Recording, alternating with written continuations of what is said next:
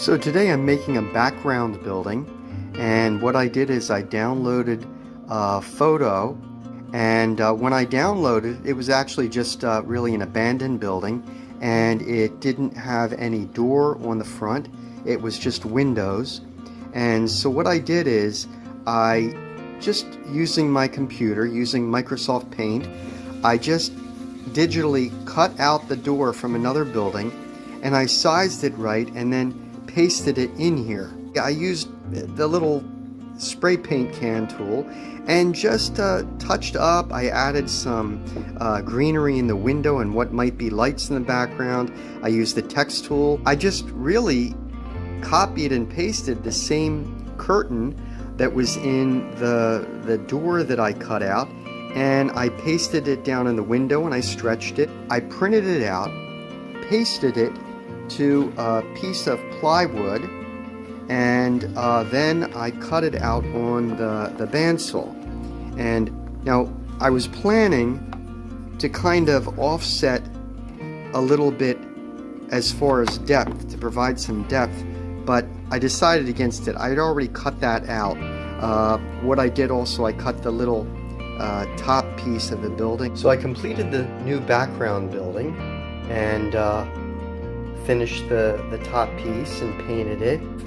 And the only problem is that there's not enough room on the main street with the other background buildings that are there. I'm prying off the Hot Mess Bakery, and they're going to have to move a little bit.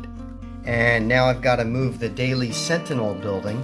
I glued them in with hot glue really well because I never dreamed that the town would be so successful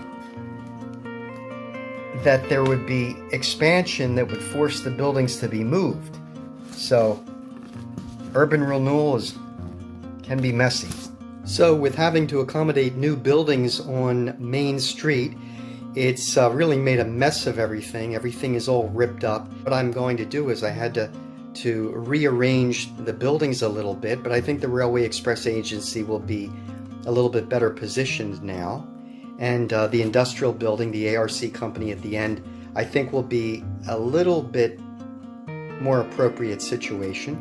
So the Daily Sentinel eventually will be glued back in, and I'm going to have to make an entire new paved road surface there. Finally, the newest addition, the new French restaurant, Les Anges at Bleu, is moving in.